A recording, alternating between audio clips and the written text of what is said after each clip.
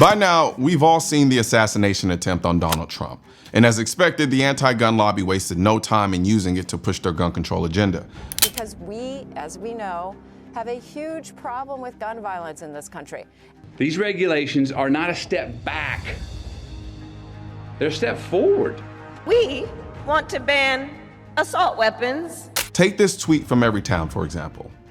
This is an unacceptable and tragic reminder of our nation's gun violence crisis. No one is immune from experiencing gun violence when guns are everywhere, for anyone with no questions asked. No one is safe. This reaction is nothing new. The anti-gun lobby did the exact same thing after the Ronald Reagan assassination attempt, and guess what? It worked.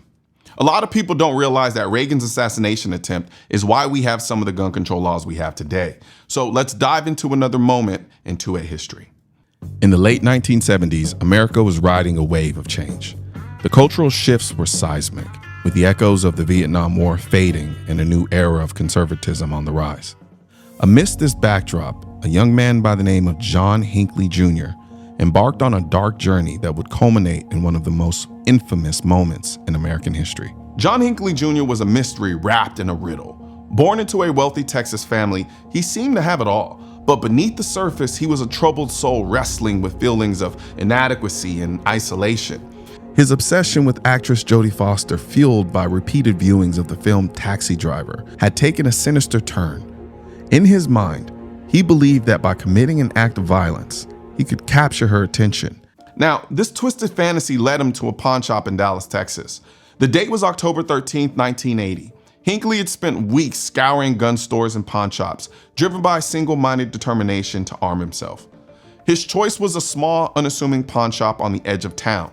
The pawn shop was a dimly lit, cluttered space filled with an assortment of secondhand goods.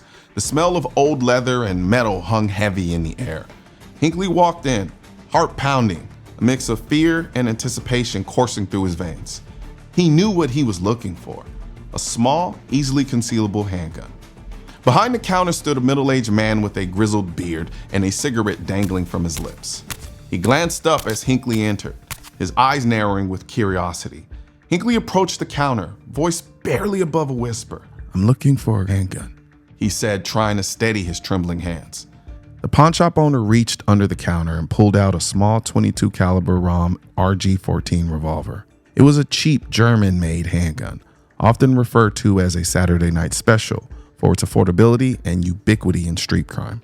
Hinckley examined the gun, feeling its weight in his hand. It wasn't a high-quality firearm, but it was exactly what he needed: small, concealable, and deadly enough.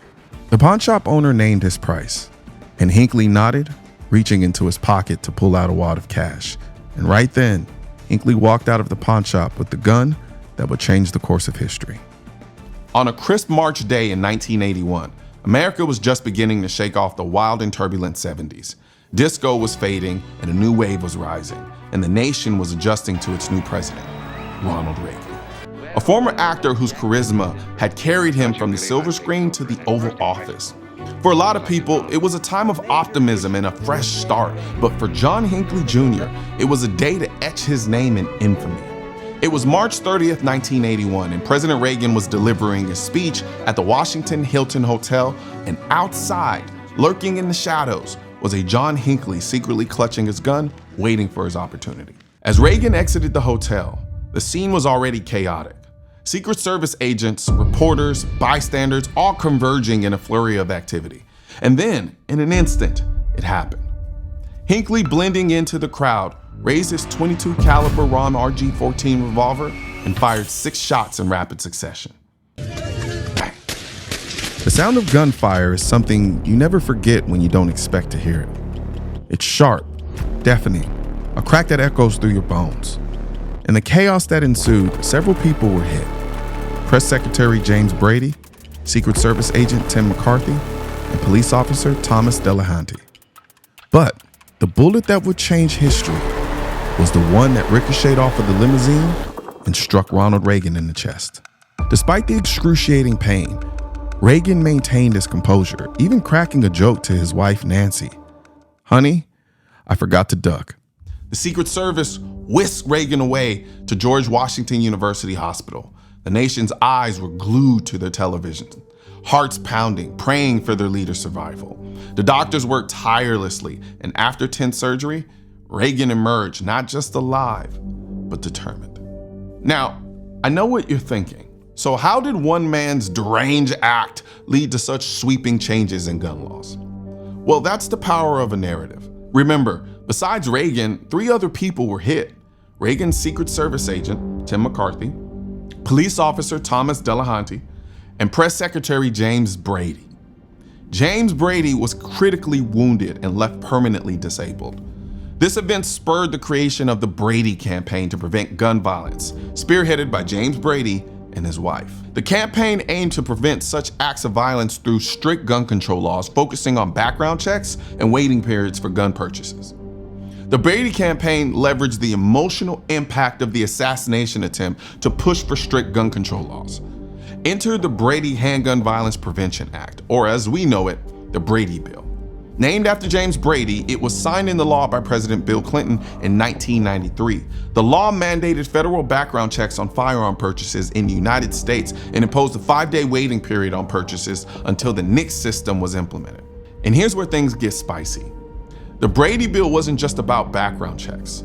It was a symbol, a rallying cry for those advocating for more gun control. It showed how a singular event could be exploited to shape policy and public opinion.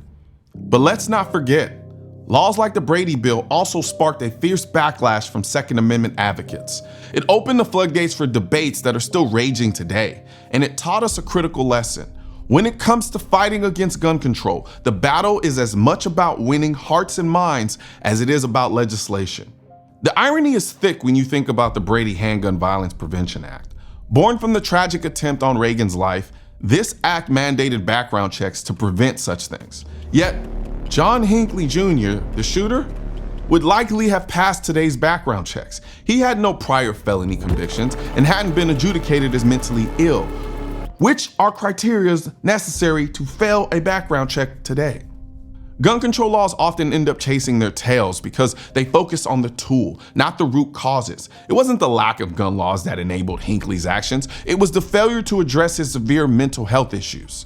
Instead of restricting rights, we should have focused on tackling the real problems like mental health, social isolation, and lack of support systems. Addressing these issues is the key to reducing gun violence, not just slapping more regulations on firearms. So the next time you go to a gun shop and you have to undergo that background check or have that waiting period, remember the story of the Ronald Reagan assassination, but also remember how they can use a narrative to push their agenda. And also, if you're wondering where I got this Need Money for Pew Pew or Need Money for Guns t-shirt, they're both available right now at shop.mrcolionnoir.com, or you can click the link in the description section of this video. Both designs come in hats, shirts, and drinkware in different colors. So hit the link in the description section of this video and grab some Need Money for Pew Pew or Need Money for Guns merch.